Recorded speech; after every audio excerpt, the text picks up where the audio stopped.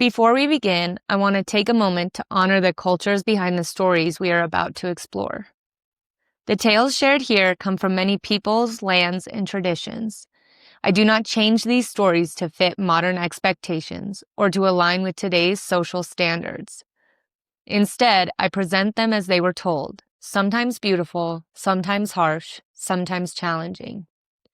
We are not here to judge the past, but to understand it, to listen, to learn, and to honor the ancestors who carried these stories forward. We also share stories from various religious traditions. These are presented in their historical and spiritual context, with respect for their beliefs that they represent. Every culture deserves respect, context, and acknowledgement, and this space is dedicated to doing exactly that.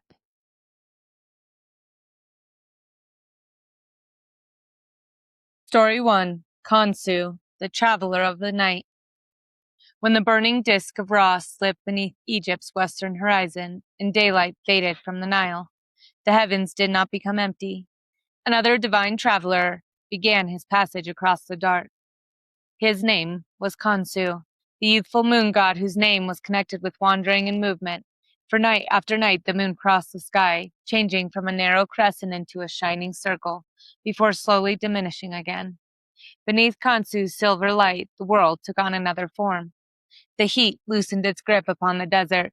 Temple walls cooled beneath the stars. Palm leaves whispered beside the river, and the Nile reflected the moon in long trembling paths of white.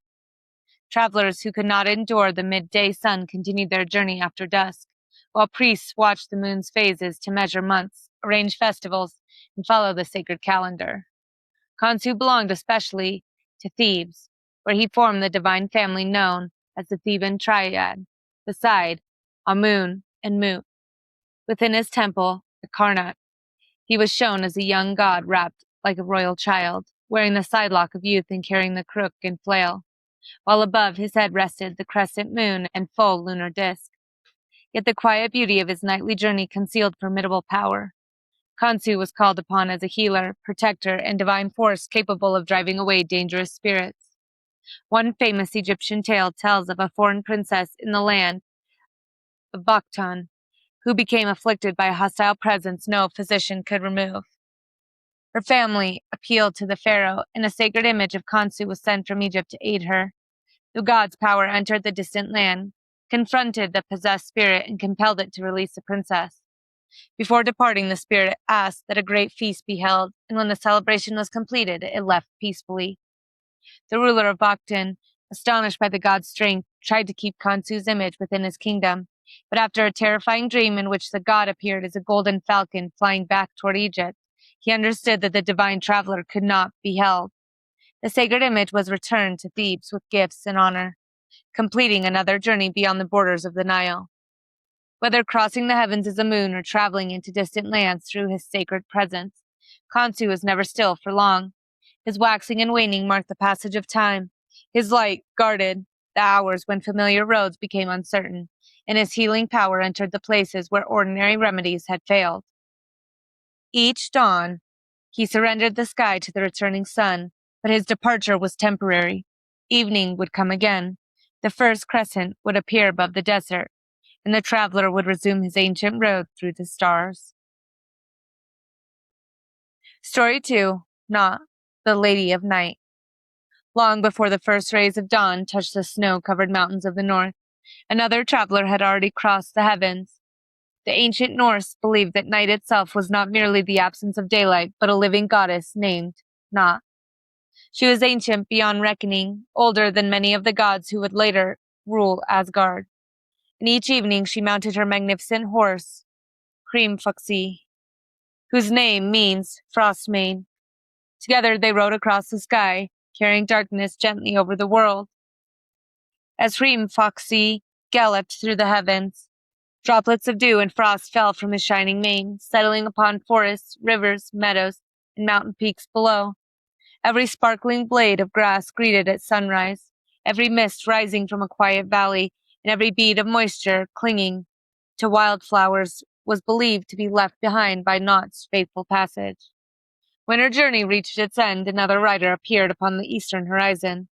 Her son, Dagr, the god of day, mounted his own brilliant horse, Skin Foxy, whose radiant mane filled the heavens with light so dazzling that all the world awakened beneath it.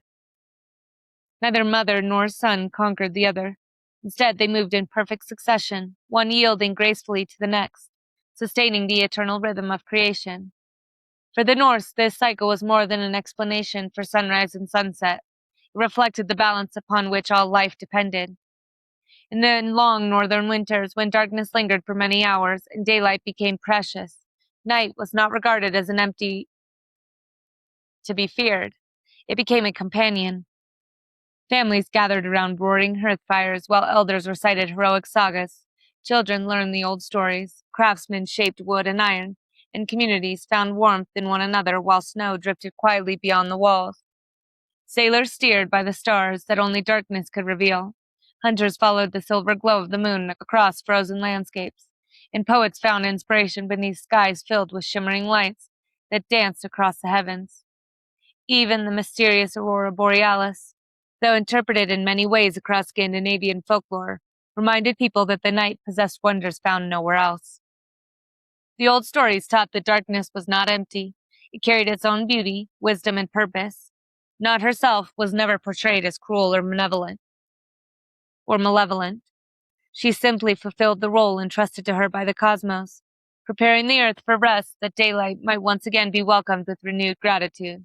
Without night, there could be no dawn. Without silence, there could be no song.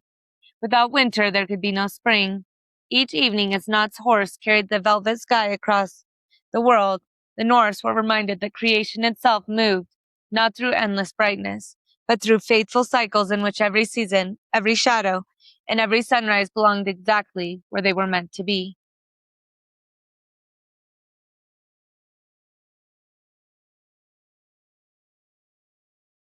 Story 3, Tsukuyomi and the Moon That Walks Alone.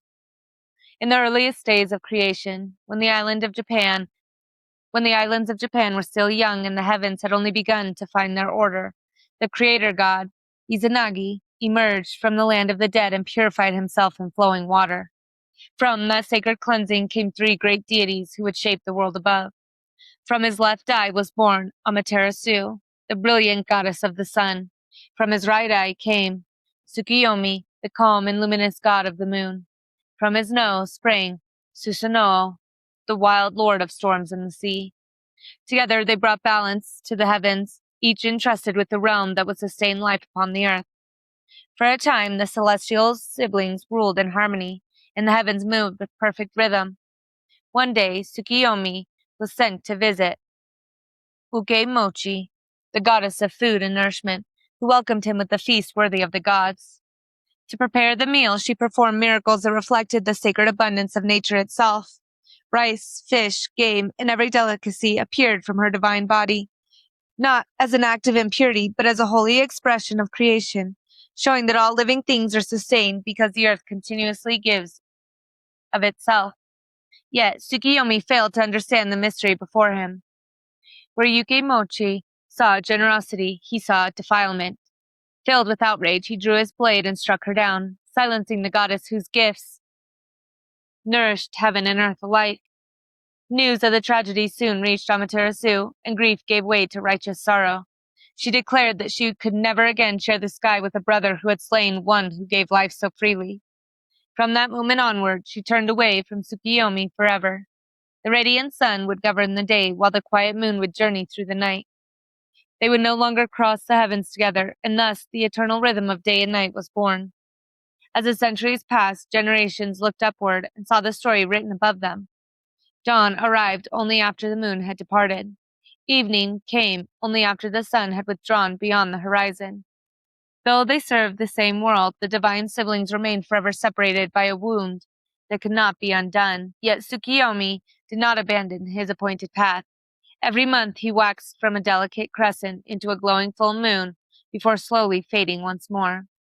Faithfully keeping watch while the earth rested below, his silver light guided travelers through mountain passes, reflected across quiet lakes, and illuminated the blossoms of spring and the crimson leaves of autumn. In his lonely journey, the Japanese found not a symbol of evil, but a reminder that actions carry lasting consequences, that harmony depends upon responsibility, and that even those who walk alone may still fulfill a sacred purpose in the order of creation. Story 4. Chernobog, Lord of the Long Night. When winter settled across the forests of the old Slavic lands and the sun seemed reluctant to rise above the horizon, people knew they had entered the season when darkness held its greatest power. The night stretched long over snow-covered pines. Wolves called across frozen valleys, and icy winds swept through villages gathered around crackling hearths.